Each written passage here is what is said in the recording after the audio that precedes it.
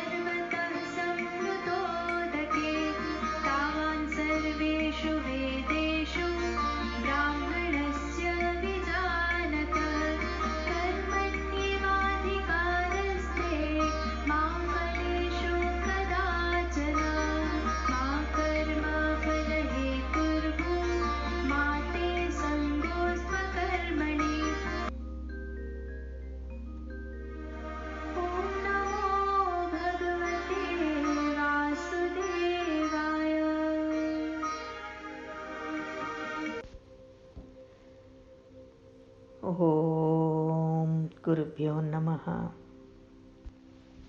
We will continue with chapter 2, Sankhya Yoga, verses 46 and 47, the essence of Maharishi's commentary to Bhagavad Gita. Yavan artha udapane सर्वतः संप्लुतोदके तावान् सर्वेषु वेदेषु ब्राह्मणस्य विजानतः कर्मणि एव अधिकारः ते मा फलेषु कदाचन मा कर्मफलहेतुः भूमा ते संगः अस्तु अकर्मणि. Now here is the English translation. To the enlightened Brahman, all the Vedas are of no more use than is a small well in a place flooded with water on every side. Again, to an enlightened Brahmana, all the Vedas are of no more use than is a small well in a place flooded with water on every side. You have control over action alone, never over its fruits, Live not for the fruits of action, nor attach yourself to inaction. Let us recap the verse 45 where we left off, and this was discussed in great detail. The Vedas concern us with three gunas.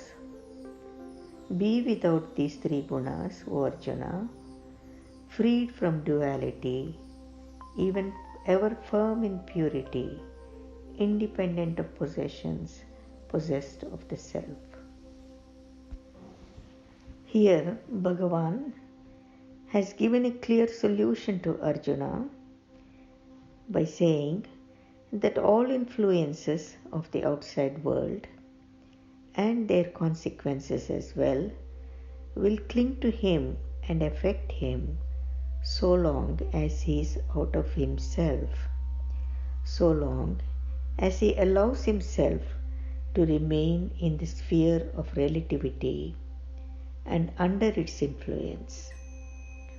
So Arjuna has to be out of that sphere. Only then he can find fulfillment in his own self. So Bhagavan commands Arjuna, be without the three gunas, be without activity, be yourself. This is resolute consciousness, the state of absolute being, which is the ultimate cause of all causes. This state of consciousness brings harmony to the whole field of cause and effect and glorifies all life. And here Bhagavan continues in verse 46, saying that the enlightened Brahmana, to the enlightened Brahmana, all the Vedas are of no more use than is a small well in a place flooded with water on every side. Now, who is this enlightened Brahmana? He is one who has gone through the study and practice of the Karma Kanda, Upasana Kanda, and Jnana Kanda of the Vedas. And he is one who knows the secret of action, dedication, and knowledge. While every action in Veda has the aim of happiness, the actions prescribed by the Vedas at the same time help a man to evolve beyond his present level. So the aim is happiness, but at the same time, the Vedas help a man to evolve beyond his present level. But for a Jivan Mukta, a man of cosmic consciousness, he finds himself at the ultimate fulfillment of all the duties prescribed for him. He knows reality with such great fullness that he becomes established in the state of absolute bliss consciousness.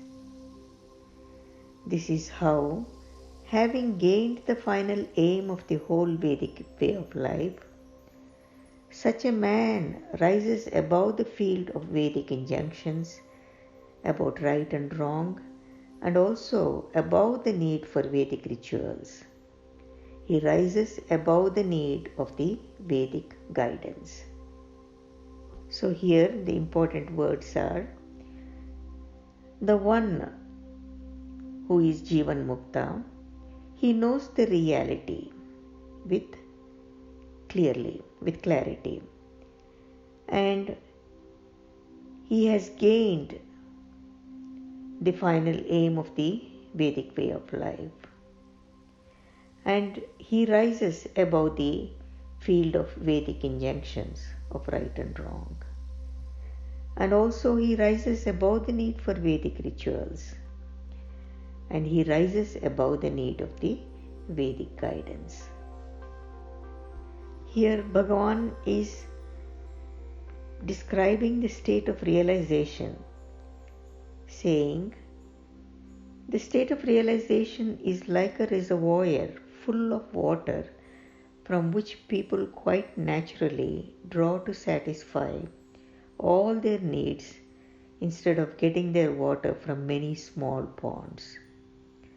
Therefore, Bhagavan asks Arjuna, be without the three gunas and do not waste your life in planning and achieving small gains in the ever changing field of the three gunas. And be a self contained whole instead of trying to achieve a little here and a little there. Further, this state of self realization fulfills the overall purpose of man's craving for greater and greater happiness, and it also brings the mind naturally to the highest degree of mental development. It will bring a realized man to a state whereby virtue of a high development of mental strength and harmony with the laws of nature happens. He finds that his thoughts naturally become fulfilled without much effort on his part. And why? Because he is in harmony with the laws of nature. So a man in this state has given such a natural pattern to his existence that he enjoys the full support of Almighty Nature for life. He is in direct attunement with cosmic laws, the field of being, which forms the basis of all the laws of nature. So again, he is in direct attunement with cosmic law, the field of being, which forms the basis of all the laws of nature. Bhagavan continues, you have control over action alone, never over its fruits. Live not for the fruits of action, nor attach yourself to inaction. Here, Bhagavan is taking the teaching a step further by saying how to support activity on one hand and on the other uphold evolution and freedom simultaneously. This then gives the possibility for everyone to live the values of the divine in the world. This verse in particular demonstrates the awareness of Lord Krishna and his clear and deep insight into Arjuna's mind. As Arjuna was instructed to be without the three gunas in verse 45, and in the next verse was told that as a result he would fulfill all his aspirations in the relative field, he might very well infer that he was not required to do anything more. So, this is very important. Please listen carefully. Therefore, in the order that Arjuna might not develop an aversion to action, Bhagavan says in this verse, you have control over action alone. This should bring Arjuna to feel that he is to concern himself with nothing but action. Again, he is to concern himself with nothing but action. He should be so completely absorbed in the action itself as to become oblivious of everything else, even of its fruits. So for this reason, Bhagavan adds, never over its fruits. Now here, there should not be any confusion.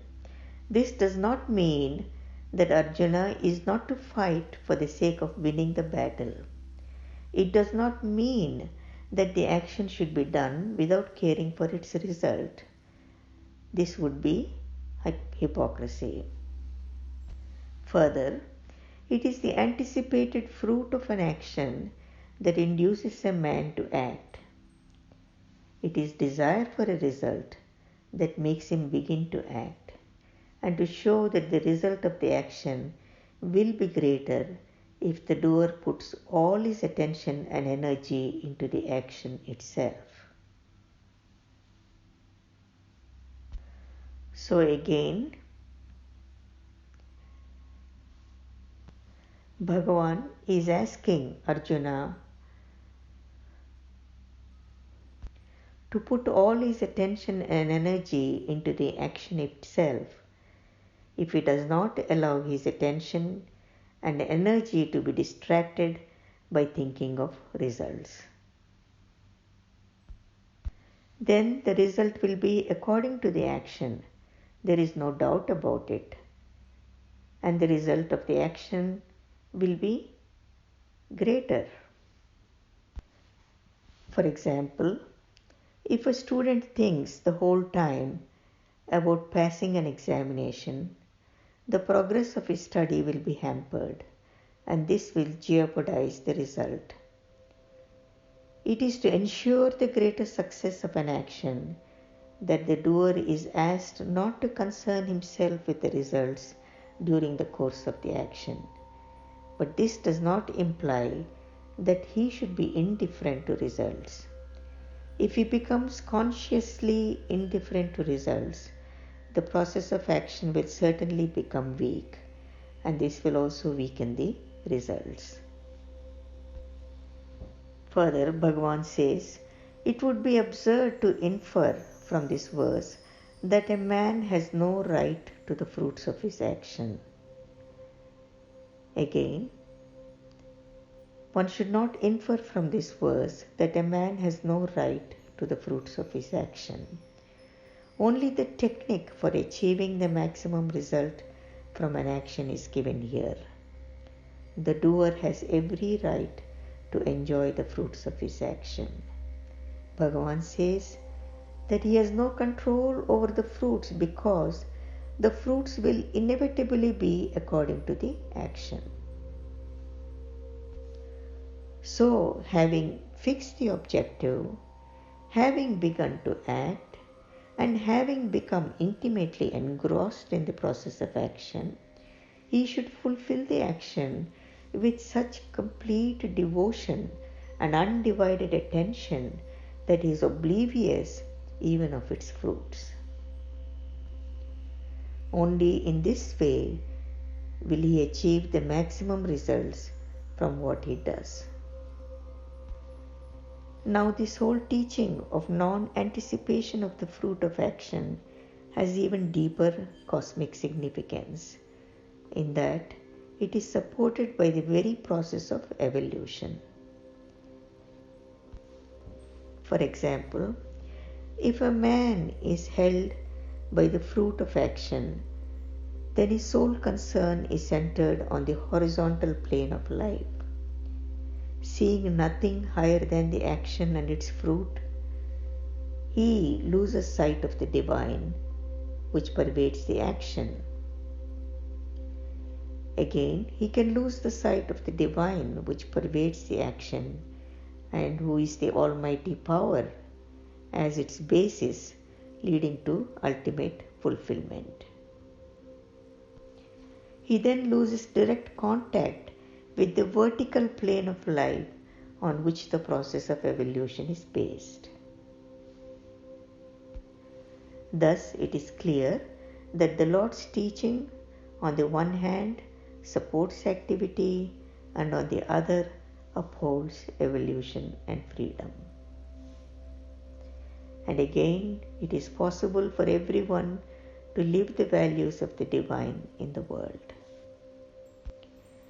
Here ends the essence of these verses. Chapter 2, Samkhya Yoga, Maharishi's commentary on Bhagavad Gita.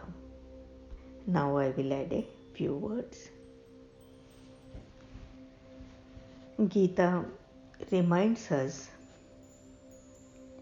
that we need to live a life of fulfillment, how to gain it, and how to be in freedom. It also tells us to be how to live a life of full potential. Everyone has to live their life with the full potential. So we have to be able to work, live, accomplish, enjoy, and gain the full potential. So the 4 universal Vedic principles which are given in the Vedas help actually one to attain this fulfillment and keep rising in consciousness simultaneously and be self-realized. So let us summarize these 4 principles again. The first is Sampurti. Again it's a Sampurti, which is in English it is said as integrity. And the second is Shraddha, the authenticity. And the third is Upayanam, which is the responsibility. And the fourth is Apyayanam, which is enriching. So in order to do any work, one has to bring the integrity to the thinking. It is important that this integrity first starts with the thoughts. So let this integrity, this Sampurti, become the guiding light for all your actions. It is important to fulfill the thought about this action and the words that are needed to move this action forward, and the very act itself, they all need to be integrated with this integrity. And do any work with Shraddha. Shraddha is authenticity, and so one needs to develop the peak of the capability and the capacity. So everyone has this peak in their capacities and capabilities, and one has to rise to that full potential. What are your strengths? Where you can improve? What are the skills you need to gain?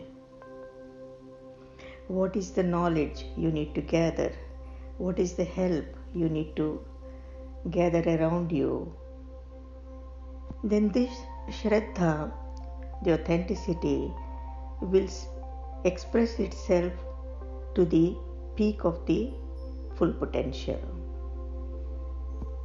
Then naturally you will start perceiving yourself as yourself, how you want yourself to be, and how you want others to see you, and how you want to project yourself to the world. By developing the higher states of consciousness and always being in connection with the being, established in the being, then naturally there will not be gaps. There will not be gaps in this integrity or the Sampurti or the Shraddha. There will be always only integration. And while doing any work, this is very important to practice this Upayanam, which is responsibility. And this responsibility is again aligned to Dharma, and it is responding from life, from the level of this truth, which is again Dharma. And so you take the full responsibility for your own actions, and also the responsibility for all the happenings in and around you. And again the fourth principle of Apyayanam, which is enriching, sharing with others, helping others, and continuously enriching and helping others will help expand yourself, and then you will gain whatever you have given will always come back to you. That goodwill will come back to you. So this is the way you enrich your own life and your family and your community. And here the nature support, the maximum support that is needed for your actions comes. So here it is important not to get caught in the result even before you start. And as you can see, most people only want to work and do anything if they are only recognized and rewarded. And one wants guaranteed success, otherwise nobody wants to even venture anything. But failures are also natural, just as a success is natural. So it is important that you transcend these duality, and then you rise in integrity, and understand that success is the natural flow of your life, just like nature. So when you bring integrity in your life, then naturally responsibility comes along with it, because integrity and responsibility have to go hand in hand. Then you're responsible for all your actions and for all the happenings and for all the reactions that you attract from others, and then everything that is going on around you. In integrity, it is very important to understand what you gain is the Vaksiddhi. Vaksiddhi is the power to manifest your words as reality, and this with the rising consciousness and you being the self, then you naturally have the nature support. So every word you give for yourself or for others, then it becomes fulfilled. So just remember, you're not in integrity with yourself when you say one thing and you do something else, or you say something and then you act in another way. There has to be this integration with the thoughts, words and speech. And as always, Bhagavad Gita says again in the next verse, situated in the being the being, then you perform the actions. Most of the failures come with the actions when this is not integrated, and when one does not walk the talk, and everything is non-integrated and non-aligned. It is also important here that one should not think of idleness or associate with idleness or link with idleness this great knowledge. Nature will not support idleness, and no gurus will support idle devotees or disciples. So it is important to rise above this apathy and idleness and do the work that is needed to be done with full integrity, with full responsibility, and then gain everything that is needed with the authenticity. This is such a powerful teaching from Bhagavan, and it can change the whole life. It can change your entire life. So we will continue for now. Jai Gurudev. Loka samasta sukhino bhavantu.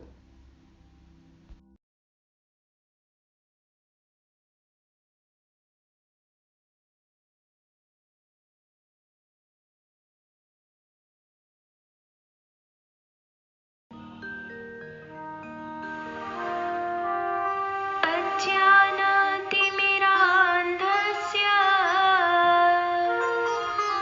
ज्ञानाञ्जनशलाकया